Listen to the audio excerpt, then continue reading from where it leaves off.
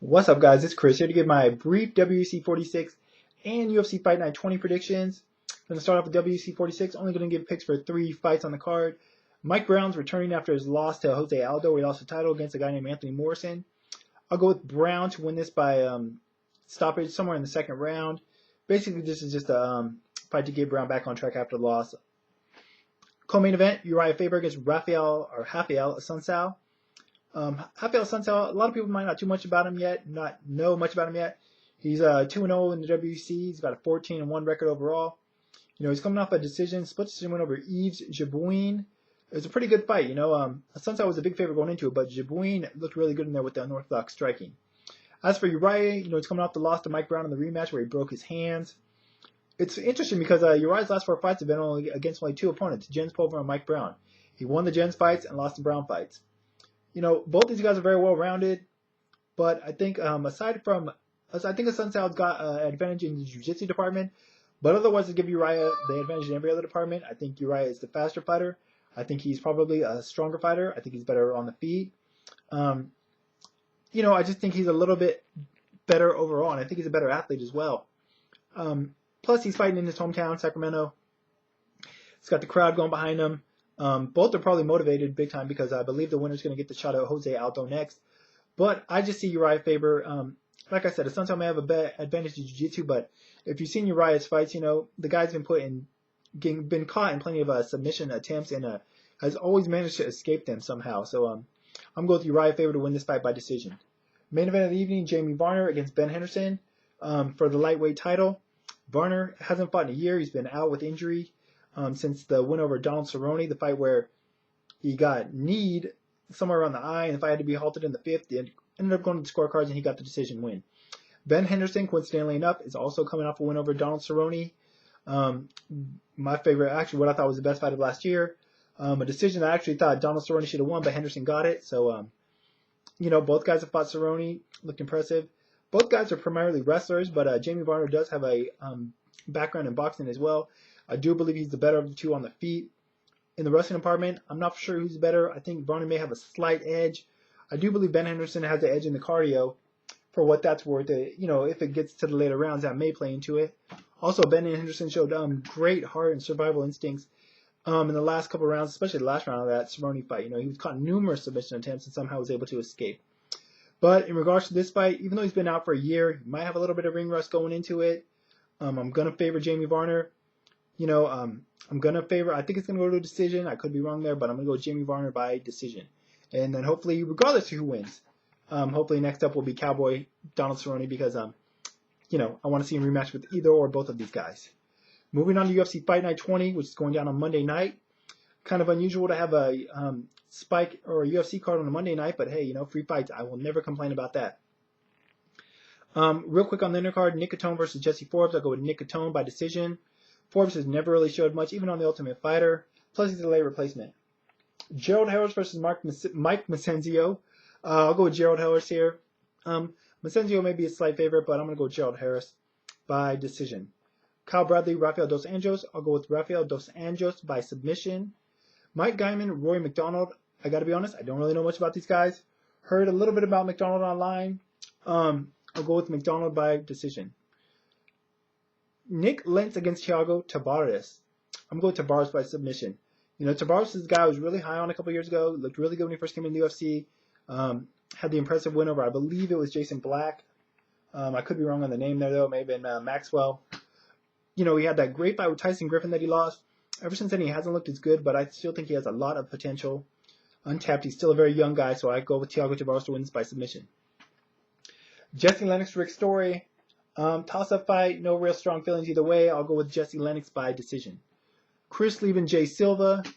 This is going to be one of the more entertaining fights. Hopefully it makes it onto the televised portion. Leben just hasn't looked that good lately at all. He's looked a lot slower. He hasn't looked as good of shape. Jay Silva's coming off the loss to CB Dalloway. This is probably a fight where both guys just stand and trade. I'm going to go Jay Silva. He's more dynamic on his feet. He's a younger guy. He's just fresher. Like I said, Leben just hasn't looked good lately at all. It might come down to who has the better chin. Leben's shown a solid chin before, but I don't know. Like I said, Leben just hasn't looked good at all. He looked all right in the Bisping fight, but he got popped for performance-enhancing drugs. So, I don't know what's going on with Chris Lee, in all honesty, but I'm going to go Jay Silva to win this fight. Televised portion of the card, first fight of the night, Amir Sadal versus Brad Blackburn. Blackburn's a good overall fighter. Sadal looked really impressive in that. I don't know if it's an impressive win, but he looked really good in the win over Phil Baroni. Absolutely dominated Baroni standing up. I've said before in the past, I believe sometimes UFC, Zuffa, whoever, they put certain matchups because they want to get certain guys wins. No disrespect to their opponents, but obviously Amir Sadal being a former tough winner, winner, they have a little bit invested in him. So I'm going to go with Amir to win this fight, probably by submission. Blackburn is a good fighter. He's got a lot more experience, but I don't know. I'm just going to favor Sadal because he looked really good in his last fight. Aaron Simpson, Tom Lawler.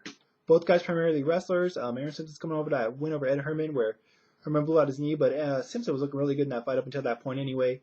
Lawler's coming off the quick submission win over CB Dalloway. Both guys are, like I said, primarily wrestlers, but I just think Aaron Simpson's got he's a lot more athletic.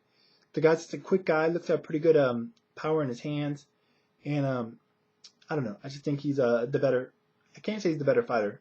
Whoever wins is going to be the better fighter, but I favor Aaron Simpson by decision. Co-main event, Efren Escudero against Evan Dunham. Efren Escudero, also a former tough winner. Evan Dunham, coming off that split decision win, I believe, over Marcus Aurelio, looked good in that fight. Efren's coming off the win over Cole Miller. Once again, I believe, the UFC is trying to set up a fight where they can have an exciting fight, but where they want Efren to win the fight. Who knows if that's going to be the case, though, I believe both guys are undefeated, so.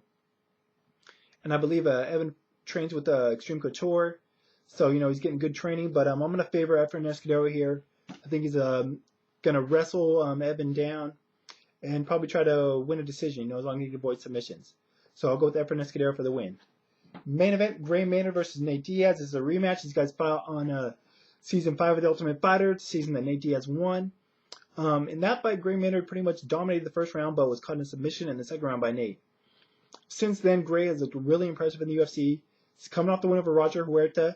He's also got wins over Jim Miller and Frankie Edgar, which are really impressive wins if you look at how those guys have fared both before and since in the UFC. As for Nate, he's coming off the win over Melvin Guillard.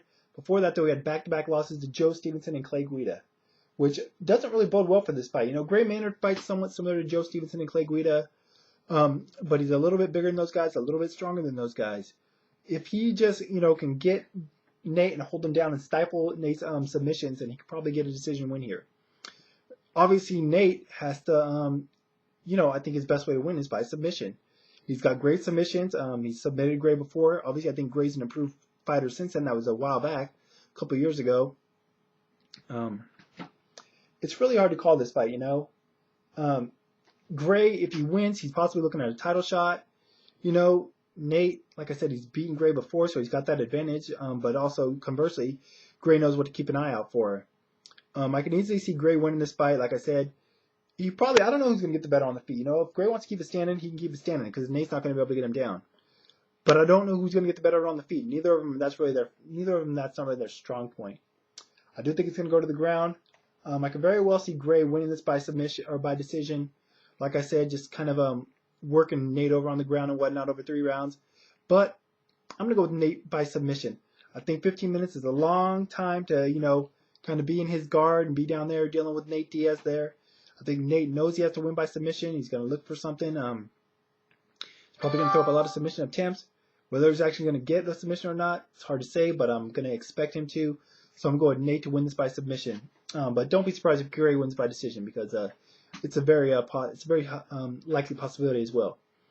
Anyways, be sure and check out the website, thewillbebloodfightshow.com. My Twitter, if you're interested, I will put the links in the information part as usual. I'll probably be back next Tuesday to give my thoughts on all these fights.